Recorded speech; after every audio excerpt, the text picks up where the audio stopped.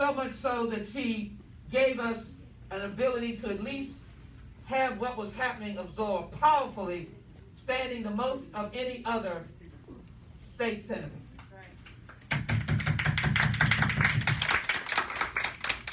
We have been shamed across America.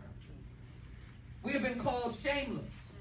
And so I thought it was important today, having been in New York and hugged my former colleague, now the governor of New York, Governor Harpo, who after I left from the 9/11 ceremonies, I'd like to think, Governor, that I inspired you because we talked about the bill.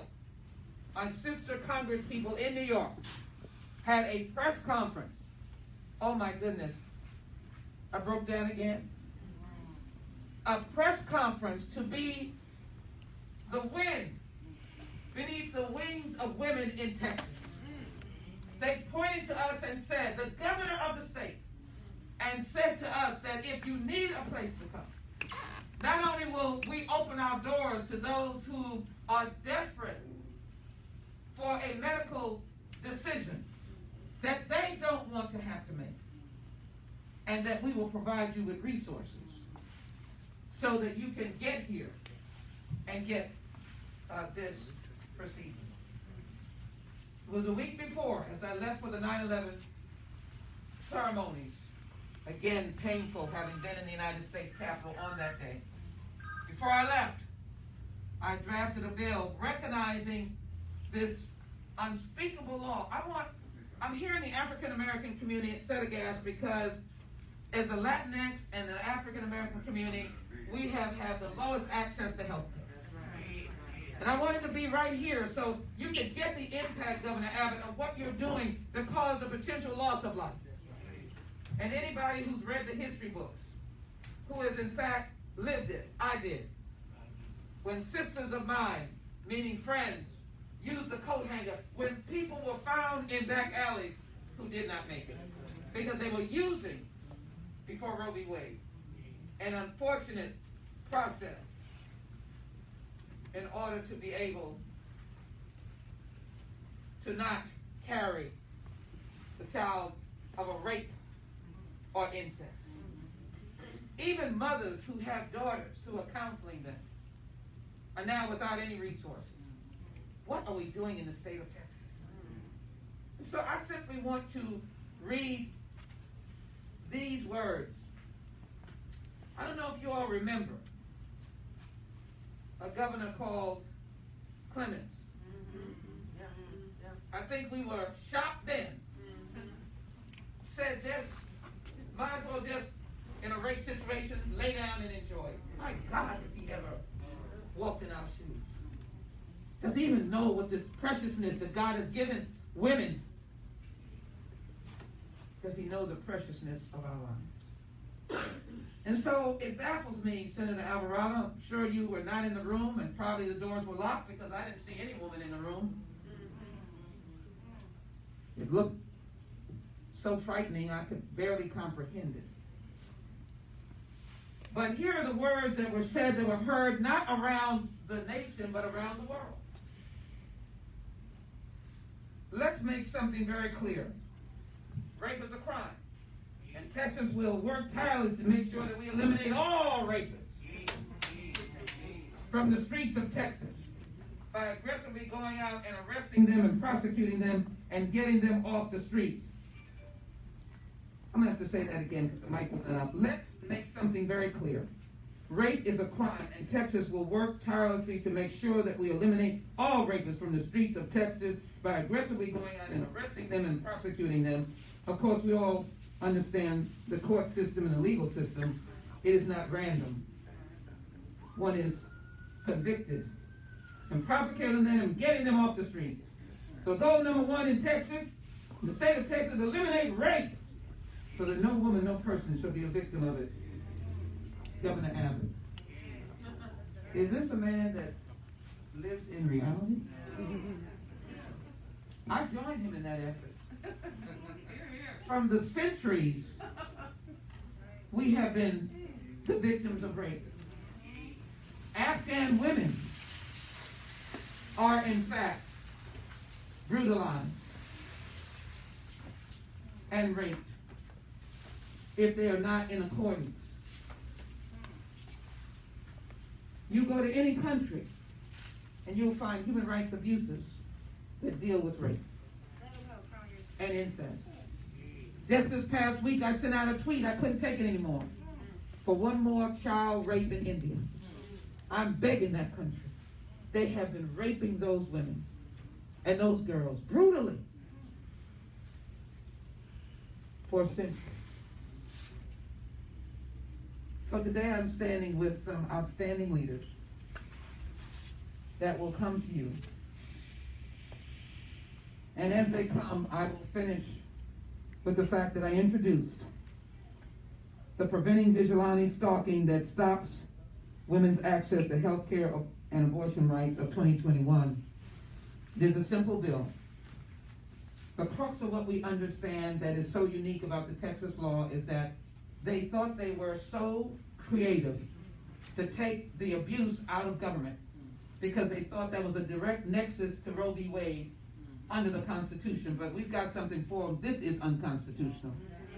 But what I wanted to have as a partner to the codification of Roe v. Wade, which we will do this week, is to indicate, and the FACE Act, which is a little different, is to indicate that you bounty hunters, you folks standing outside of dorm rooms or standing down the street from Planned Parenthood, who get a bead on someone, and then you start walking to assure that you have gotten a gold mine by following this woman who now can't go to Planned Parenthood,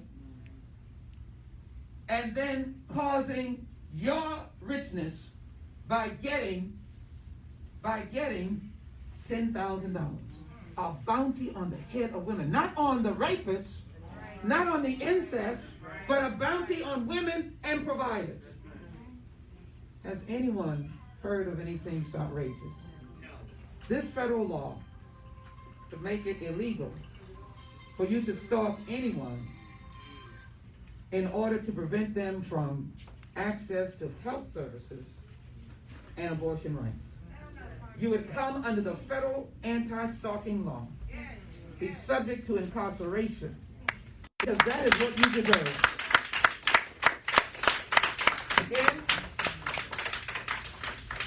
Again, Senator Alvarado, it is called the Preventing Vigilante Stalking that Stops Women's Access to Health Care and Abortion Rights. And we are gratified of those who will be working with us. It is under the Crime Subcommittee. We're going to continue to work to get its presence going forward, but we are going to be sure to show. I just have to have these moved closer because I can't.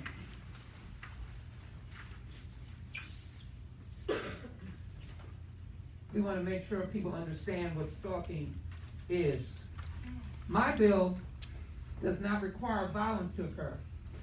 It just shows that you have the intent to get that bounty and you are stalking a woman. You are creating a credible fear. You are creating intimidation. A credible fear, intimidation, and that woman goes back home. She does not continue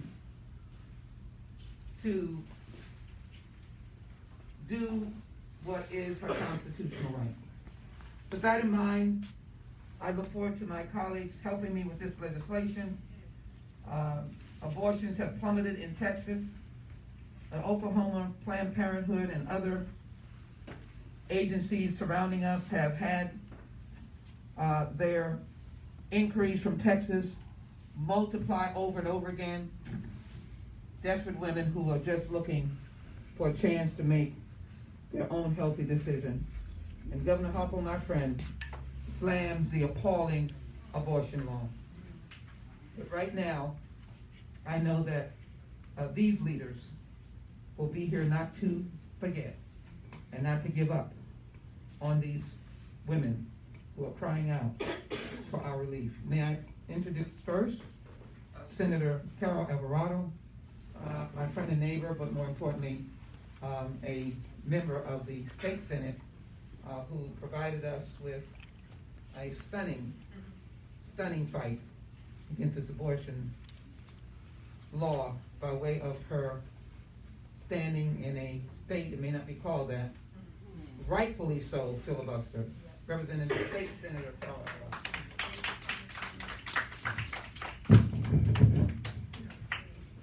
Thank you, Congresswoman, and I'm honored to be joining you. You have been a warrior for us on so many fronts because the legislature had to go and camp out in Congress. And we were there fighting voter suppression. Today we stand here fighting a different type of suppression on women. And people do say, what is going on down there in Texas? But thank God we've had leaders, warriors in the fight with us, like Congresswoman Sheila Jackson Lee. So I'm so glad that you have introduced the resolution. I stand here in full support. You know, I think it's been a little over 10 years ago that I stood on the floor of the Texas House when Sid Miller, of all people, passed the bill, the sonogram bill. And I stood on the floor with the probe, really taking him to task, because he really didn't even know what his own bill did, and demonstrating as best I could on the floor what that sonogram bill did to women. And here we are, fast forward, yet another bill. And I'm just always amazed how they can keep coming up with so many things to harm women's right to choose, to have control over your own body. Something so fundamental. And so we stand here in opposing Senate Bill 8, criminalizing somebody who might drive a woman to a clinic. What about somebody who maybe provides a list of providers? Are they a criminal too? We know that this law is unconstitutional. The Supreme Court ruled in Roe v. Wade that access to abortion is a fundamental right guaranteed by the Constitution. And what Texas Republicans have done, they have violated our Constitution. So don't stand on one platform about holding up the Constitution and yet on another ripping it apart at the cost of women's health. This law, it lacks exemptions for rape, for incest, and I don't want to hear men talking about how they're going to go out and get every rapist. You know, actually it was my colleague in the House, Victoria Niave, who actually did something about the backlog of rape kits. So this cowboy kind of attitude just doesn't fly with us. The law inaccurately uses the term fetal heartbeat. An ultrasound does show electric activity in an embryo's forming heart structure around 6 weeks. But this is not a heartbeat that pumps blood. So, I am glad that once again our leaders in Congress are going to step in just like they did with the voter suppression bill. And they're going to stand in again for us when it comes to protecting women's rights. We cannot allow this to continue. I'm so disappointed that it started here in Texas, because we're going to see a ripple effect across the country. And people laughed. And people, during the 2016 election, when we said, many of us told people, be careful. Supreme Court, Roe v. Wade, and here we are today. So I am so grateful, Congresswoman. Thank you for filing the resolution. Thank you for your leadership. And thank you to all these women, our local elected officials, our activists, our young activists, providers, and so on. So we do appreciate everyone. Thank you. Thank you so very much. 2 points that the Senator made. It has already started a ripple effect. They have been calling Texas state governors, Republican governors, and asking for the bill, and then they have completely ignored what the senator said about the Constitution. It is the Ninth Amendment, which Roe v. Wade was based upon. Case came right out of Austin, Texas, Sarah Weddington, and we prevailed because the court knows that you cannot abrogate the Ninth Amendment, your right to privacy. I think Planned Parenthood knows that well, and I'm delighted to have Kathy Bluford-Daines and as well Councilmember Jackson. We're in her district, and we're in Kathy Bluford-Daniels' district. We'll have them come as we finish, and we thank them for their presence. But I know that Planned Parenthood has seen this. We have grown up together in essence, and we did prevail on providing the health procedure, the life-saving procedure of what was labeled as partial birth abortion to save the lives of women. Thank you, and Angel, we ask you to come now. Angel Johnson.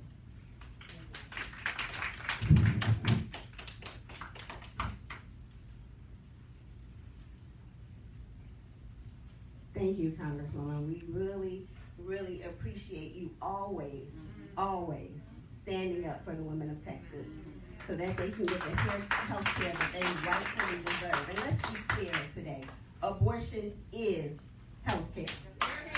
And women should have access to that health care without any fear of being stalked, of any fear of their Uber driver being sued, any fear of someone and stalked, any fear of someone who they talk to about their choices being sued, any of their family being sued, their abusive partner suing them.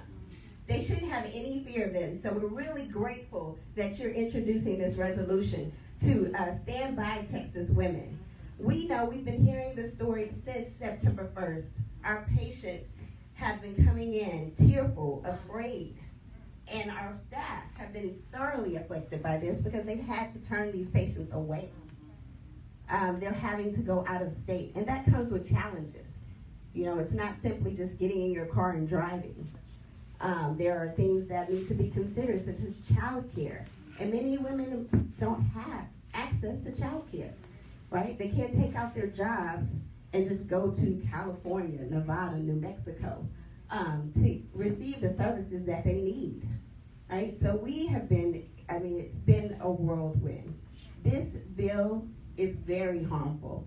I want to be clear. It's very harmful to our patients and the women here in Texas.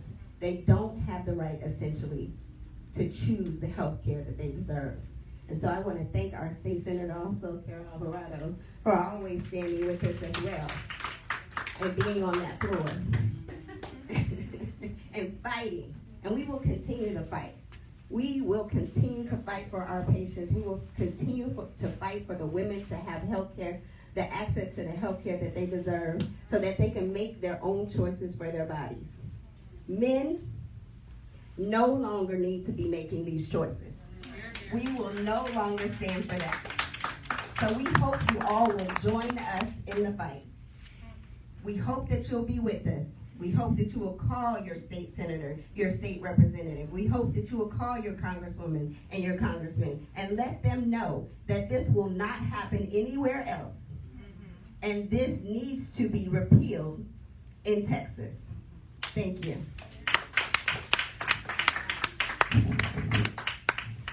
I'm glad to announce that the U.S. Department of Justice, at the urging of the women and women leaders in the United States Congress, has already filed with the litigants, like Planned Parenthood, who were the groups, as we have called them, were the first to rush in and unfortunately labeled the Supreme Court with that dastardly decision on the basis of a lack of standing when they know that they had all of the appropriate legal ramifications to be able to issue a stay. They did not, which in essence just gave a hand of approval, temporary hand of approval.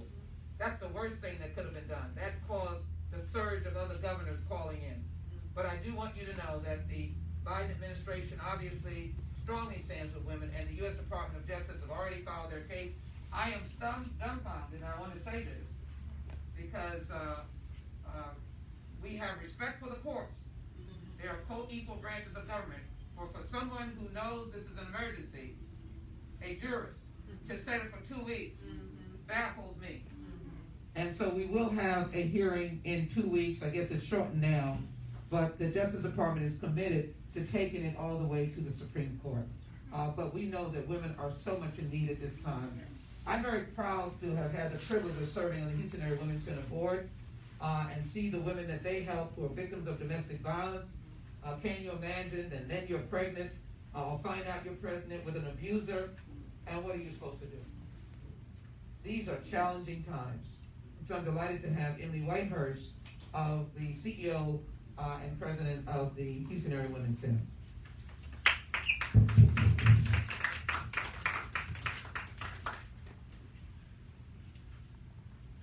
Thank you, Congresswoman Sheila Jackson Lee. We are so delighted. And if I can get you back on that board, I will. Just tell me when you're ready. Thank you, Senator Alvarado. We so appreciate your advocacy. It is an honor and a delight to be here, but I am very saddened by the circumstances. The Houston Area Women's Center serves as the city's primary rape crisis center. We have a 24-hour hotline where sexual assault survivors call us. They come in all ages, all sizes, all shapes, all walks of life. But what I want you to know is that most are calling because they've been assaulted by someone they know. And I want you to imagine being on the receiving end of that call and being worried that this is somebody who's faking it and trying to catch you, and they're telling you they're pregnant, and you now are in a position of trying to provide crisis intervention counseling, worried that you're getting trapped by a vigilante interested in making a buck.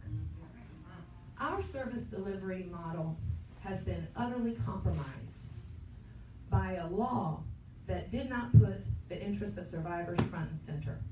I want you to know, we believe anybody who wants to choose an abortion has access to it, should, but we are outraged that this law did not put an exception for survivors of rape and incest. So both things can be true. And the fact that this law did not make an exception, and this law basically makes abortion untenable and unavailable, because nobody, for all practical purposes, figures out that they're pregnant after 6 weeks and can navigate all that's involved. That's very challenging. So most women now in this state don't have access. And if they are survivors of rape and incest, they really cannot access that very much needed and deserved service. And a law that doesn't center survivors of rape and incest is abusive. And it compounds the trauma that these women have already endured. And it is wrong. It is just wrong. And we are heartbroken by it. We see survivors who are children, who've been abused by someone they know, who end up pregnant and now have no recourse. They have no recourse. That is happening today in this state and is now going to be duplicated across this country. We're the Houston Area Women's Center. We run a sexual assault hotline, and today, people who are being victimized and end up pregnant have no recourse in this state. Nobody should rest until this situation is changed. There should be no rest. This is not right. It should not stand. And the fact that a law like this was passed by men who think they are standing up for the rights of rape survivors is just sickening. It is sickening. So let us put the survivors first. Let us put their needs first. And if we do that, laws like this will not get passed. It's very clear. But you can't pass a law like this and then pretend you're standing up for rape survivors. That we will not abide. So on behalf of the Houston Area Women's Center, we are here for this fight. We are here for the long haul. We will stand up for our clients. We will stand up for survivors. And we will not rest until this law is repealed.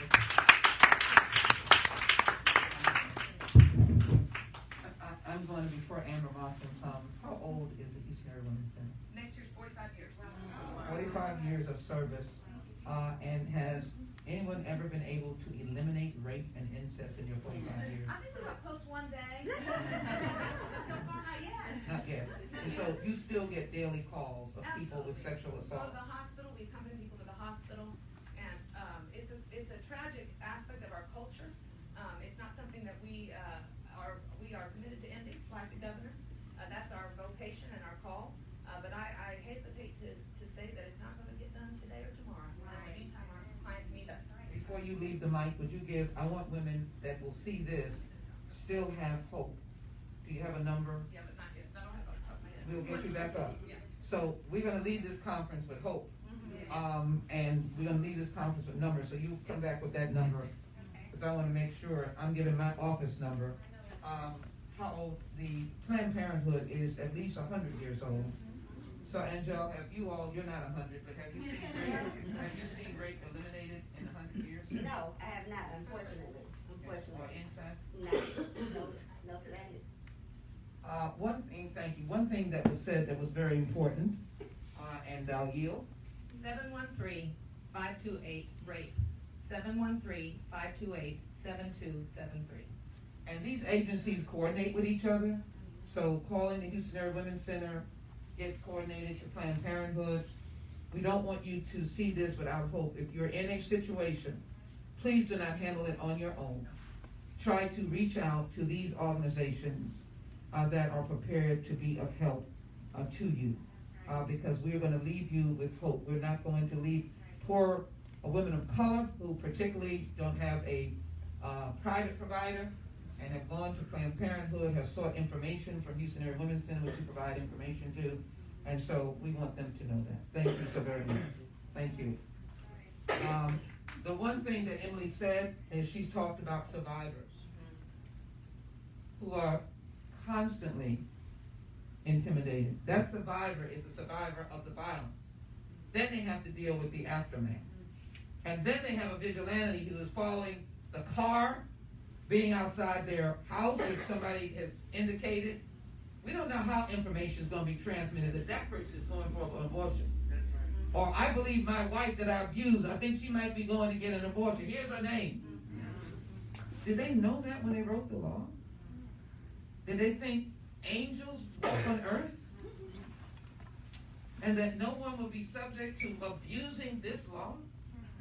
And then you say that a woman is so unvalued that you give $10,000. I'm not saying that's not a lot, but that's devaluing a woman.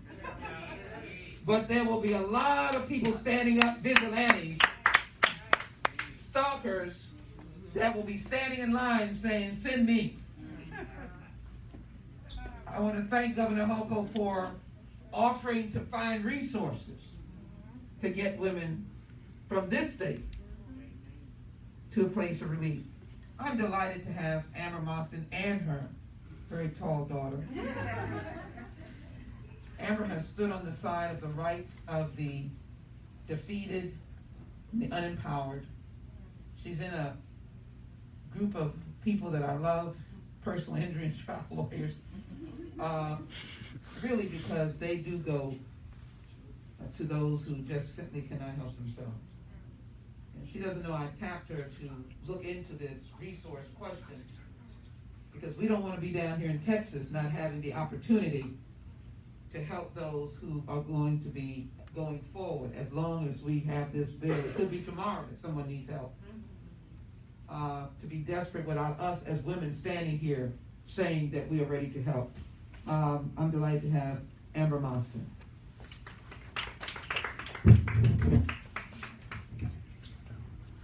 Thank you so much, Congresswoman. And I was honored to be invited, but more honored to hear you call me friend and to be on the sidelines with you for these many years now, and with you, Senator Alvarado. I remember watching you brandish that sonogram on the House floor.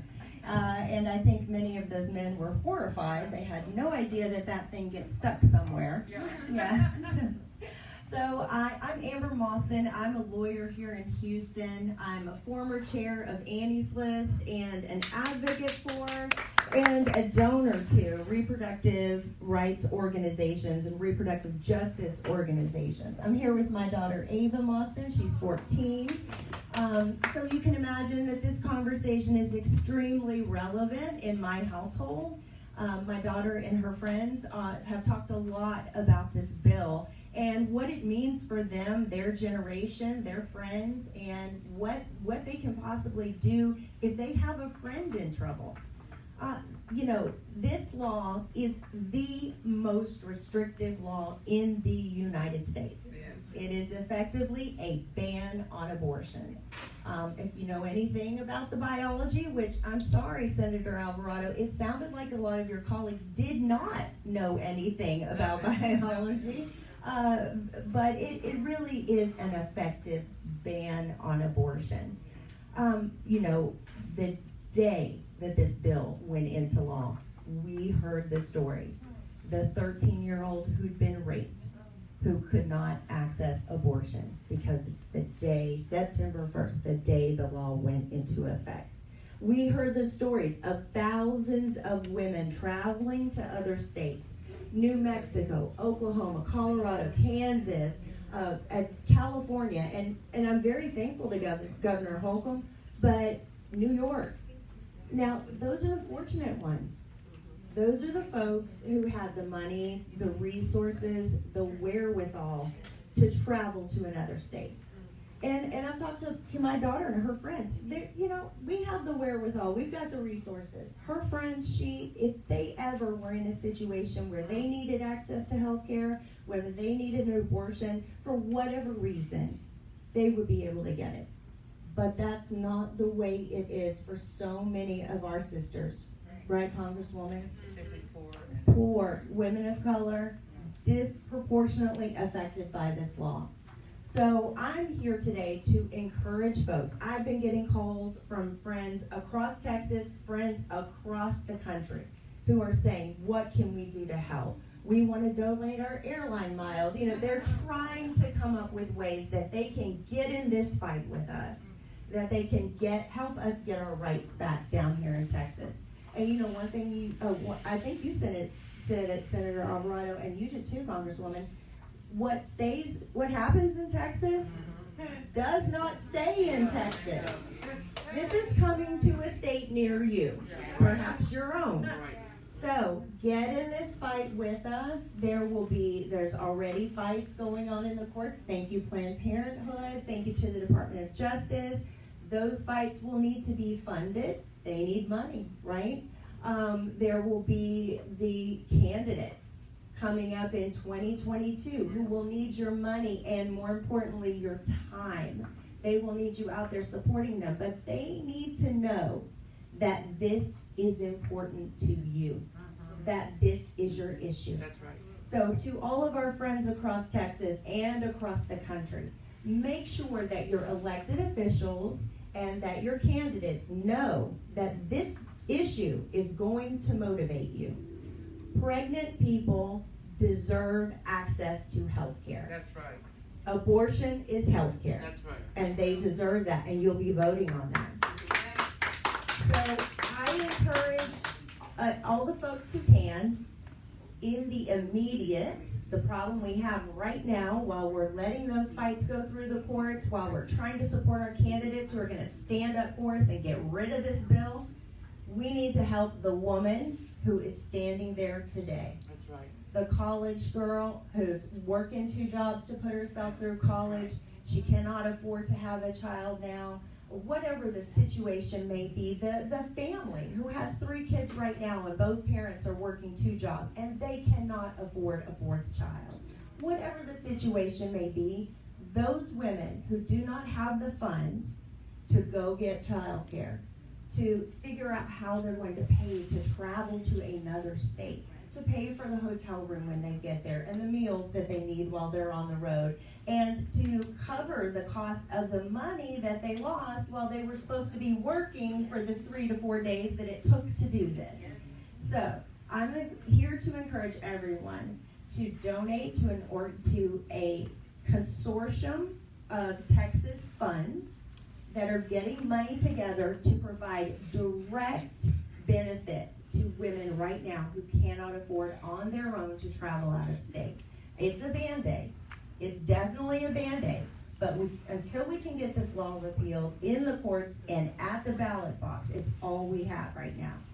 That organization or that website is Act Blue, so ACTBLUE.com, actblue.com/donate/TX funds. So that's Texas TX funds. actblue.com/donate/TX funds. That is where I'm telling all my friends who are calling me, and I'm going to encourage everybody, get in the fight with us to get our rights back by donating what you can to those organizations, donating what you can to Planned Parenthood's fight, donating to support the candidates and elected officials who stay in this fight with us day in, day out. And you all know here, but I want to make sure everybody out there knows that this is literally the hardest working woman in politics. I'm sorry, Senator Alvarado. And so we need to match her energy in this fight. Again, it's actblue.com/donate/TX funds. And thank you so much for the opportunity to speak, Congresswoman. I really appreciate it.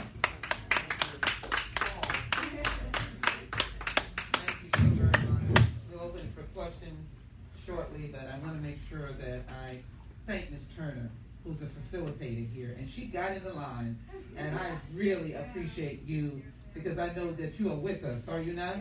You are with us. You are with us. I want Planned Parenthood to give their number because I wanted to make sure as we present our other elected officials that there is hope. Give that number, please.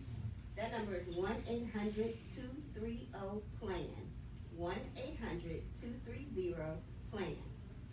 And we have a small staff, but they're a powerful staff. They're going to fall on the floor as soon as I say 713. You're going to hear 655-0050. Just get ready to answer the phone. No, we're not there on the weekend right now. Probably our voicemail will be overwhelmed, but we will be available so we can shuttle off to people because I want you to have hope. I'm so glad that Senator Alvarado used Survivor and they used Uber and Lyft because when this federal stalking bill, you could be stalking in your car, watching a car of 3 women and someone passing through, and you are violating, hopefully, the federal law. But we hope we will find this bill unconstitutional, but in the meantime, we've got to rise to the occasion. Rise to the occasion. So that's why we're here today, that we're giving you hope. 713-655-0050 is my number, and you have the other numbers. I'm delighted to have Councilmember Jackson here, who has certainly been a fighter as well for protecting families. We're in my district. It's heavily African American and Latinx, and so we're delighted. Thank you, Congresswoman. And thank you again, Congresswoman, for your leadership. We really appreciate you, moving forward with this resolution, this new bill that's going to tackle this bill that Texas just passed that actually attacks the rights of women. And also to the women who's standing here, beautiful woman, I'm honored to be with you. But I stand here as a mother of 2 young men.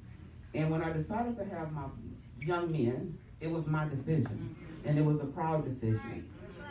My second pregnancy, I suffered from toxemia.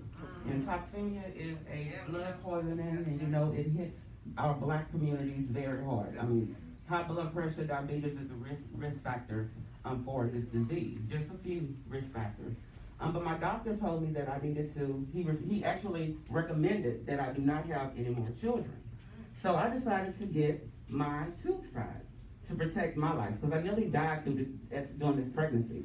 And so, but what was in the back of my mind the whole time was the fact that my mother, she got her tubes tied as well, and she still wound up having her 16th child after getting her tubes tied. So, since this law went into effect, I'm asking myself, what would I have done? If it was in effect back then, what would I have done if I would have got pregnant?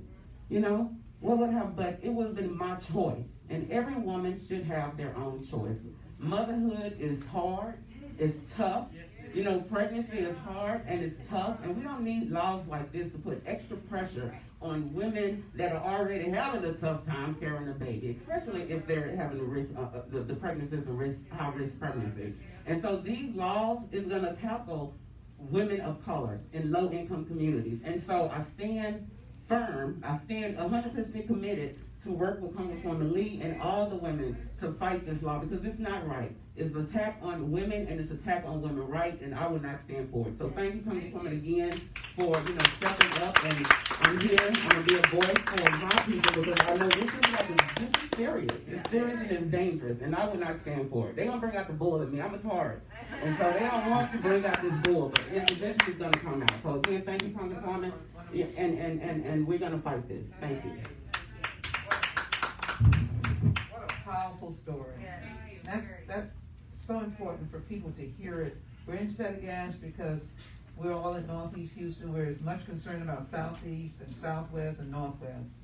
But our communities are not able to speak for themselves, and we appreciate your eloquence. Kathy Duper Daniels, obviously we have to take care of our children, and we want to make sure that they're safe. And that's what you're doing, and I'm delighted that you're here today. Thank you. Thank you, Congresswoman. This lady's always on the front line. I'm so glad to see so many strong women standing in solidarity. So if you don't cut anything else, if you cut anything else out of this picture, make sure you show the strength of these women standing together in solidarity.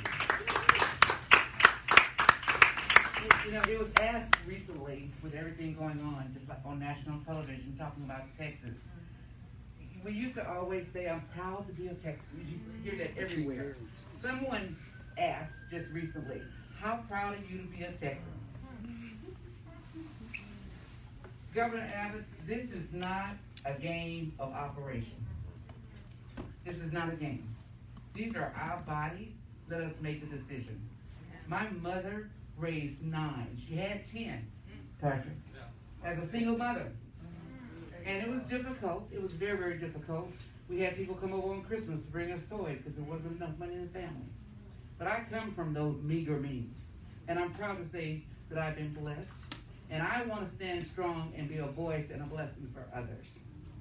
I was a single parent for a very, very long time as well. And I have O neg blood with RH factor, which means the body automatically aborts your babies. Automatically, yes. And so if you don't get a shot within a certain period of time, then you won't, in most instances, you probably will not have any more children. God blessed me 10 years later to have my son. My daughter and my son 10 years apart. But that was my choice. I kept wishing and praying for another child. That was my choice. Nobody can make those decisions for us. No man should be making those decisions for us. I just wonder sometimes as I look at those press conferences and I look at the floor and Senator Carol Alvarado, how proud those guys, the men on the floor, how proud their mamas are of them. Not their mothers, their mamas. How proud could they be of the decisions that they're making? And so I ask, because we know that women are the strength of this nation, I ask those wives of those people making those decisions to use pillow talk, whatever you have to use, to let your spouses, your significant other know that these are bad, bad bills. Nobody, no one should be trying to influence and tell us what to do with our bodies. They've been practicing, waiting on this opportunity to chip away at Roe v. Wade. Chip away with it. And just like so many have said, it's going to be ongoing because it's going to come all across the United States. Why does Texas have to be the one that set the precedent? We don't mind being first in a lot of things, but an abortion ban? We ask everyone to stand in solidarity. I don't know if we're going to do pink hats this year or what, but we're going to have to do something to show that women who are the major voters in this state are not going to tolerate this. So thank you all for coming out, and thank you for listening. Thank you, Congresswoman. Let me conclude, and I hope the gentleman may have questions, but let me conclude with courtesy, understanding. I'm so glad there are survivors. Many of these women are wives and have had husbands, beloved husbands that they have loved and some lost. So we acknowledge the men who stand with us. We are ashamed that the men that drew others in to pass that bill did not maybe speak to women who, because there were women there, but it did not speak to those who could understand the very personal nature of this medical decision. So personal that we lived through an era of coat hangers. They were willing to take a chance on their life because they just didn't know where to go. And they were found dead in alleys. I don't know if people remember that. Or botched because of unlicensed persons who didn't know what, and they were found dead. Led to them. I don't know when that signature went on that piece of paper. Did that consciously seep into the signer's mind, arm, hands, and fingers as they signed that bill? And then I'm so glad that my women of diversity, all colors here, my Anglo sisters, understand the plight of women of color. That's right. Who live in this Settegast area, Northeast, or live in the East End. Not everyone is for this action, and we are not standing here as abortionists. None of us has performed an abortion. That's right. We're standing here as people of choice to allow a healthy decision to be made. What else you missed is when we have to find resources to get the woman or girl, she may go without any support system. That's right. It may be so desperate that grandma has to stay and watch the children. That's right. Or there's no money to send the person that they are comforted by. So this is a dastardly circumstance, and I just want to read this last reality. Paper reports that the Oklahoma Clinic has received more than double its number of typical inquiries, 2/3 of them from Texas. A Kansas clinic is anticipating a patient increase of up to 40% based on calls from women in Texas. A Colorado clinic that already has started seeing more from other states was preparing to ramp up supplies and staffing in anticipation of the law's effect. Our women are desperate, and they are fleeing. And so today we came to, one, let them know that there are women and organizations that have not forgotten them. We've given you the numbers. We want you to take advantage of it. I want to leave this podium to say, don't do this alone. Don't feel that you have nowhere to go. Don't do anything drastic. Don't go somewhere that is not safe. I want you to save your life. And I want you to make the right decision. And in making that decision, you must find people who you can consult with besides your faith, your family. Don't do whatever decision you make. And this is not a pressure cooker here.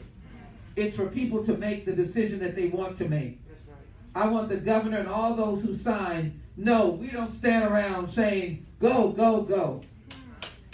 We are women. We understand what this means. Just talk to a woman who's had a miscarriage and see the pain that she experiences. So we just want to be constitutional in this state, not unconstitutional. We want Roe v. Wade, the law of the land under the 9th Amendment, to be upheld and recognized and respected. It has done no damage to this nation. We can't see it. I'm very glad that we have lifted as Democrats the Hyde Amendment, which precludes Medicaid from being used for poor women. And so fleeing the state, calling clinics, having no resources is what we have been relegated to. We're the state with the highest uninsured. We're the state with the highest number of COVID-19 cases. We're the state with continuing deaths every day from unvaccinated persons or people dying from COVID Delta. We're the state where a governor stood up and banned school districts from wearing masks or having the children, the little precious children, wear a mask. And we're the state that is now the hardest to access health care and the hardest to vote. That's what we have right now. Texas is the hardest state in the nation to go vote, and it's the hardest state in the nation to be able to have access to health care. Our soldiers did not go on the battlefield to have their sisters and wives and grandmothers and mothers and all be denied health care. As you have heard from all of the speakers, we are united. We are not going to cease fighting. I'm going to work with Councilmember Jackson, maybe to have a statement at City Council. And we are grateful for Senator Alvarado, who did a magnificent job. I will take any questions at this time. With that in mind, let me simply say the last sentence. I couldn't stand here by not saying to the unvaccinated, please get vaccinated. The ICUs are full. I do an inventory of my hospital. There are hospitals, there are high numbers of children who are now in the hospital in COVID units. There's a shortage of nurses, which is a terrible situation. And people with regular procedures are finding difficulty in getting hospital beds. We need you to get your first shot, and then your second shot. And then we will be able to return to a life that we love, the beauty of America. And then as we fight that, and those high numbers, Texas remains a red, not on politics, but on the map of COVID. They burst out with the highest numbers. And on the record of voting, we need to look forward to a tumultuous 2022. That is why we are fighting to get the John Robert Lewis bill and S1 H1. And then, for what we came here today, I want everybody to know, these women who have thousands standing behind them, we're not going to give up. That's right. We are not going to let our sisters suffer on their own. We're not going to let them be without. And you stalkers, you better watch out. That is an illegal act. And the federal law is going to make it more illegal by enhanced penalties. And yes, you can stalk an Uber or Lyft or friend or man or woman of faith taking someone. You can stalk. And we're not going to allow it by federal law.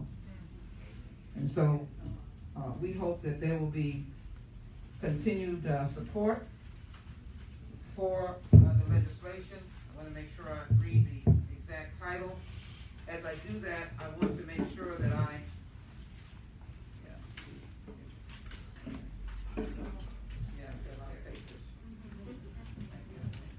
we want to make sure that I thank Governor Hochul of New York for her generous offer. I'm not going to be someone who ignores that.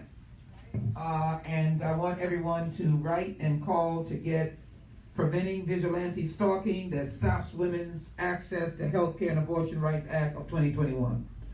They are vigilantes. They are a danger. They are frightening and intimidated, and they create a credible fear in women. We need your help, but you're not alone. Thank you all so very much. Let me thank you all, Ms. Turner. Thank you to the CEO and President, Amy Whitehurst of Houston Area Women's Center, Angel Johnson, Planned Parenthood, Ava, as well. I just like to call her tall daughter, but Councilmember Jackson, and Trustee Kathy Buford Daniels. You see us, but there are thousands of women standing behind us, and I just have to pay attention to my Vietnam vet, because when he wore the uniform, he wore it for the beauty of this nation and the principles of democracy. Thank you all so very much.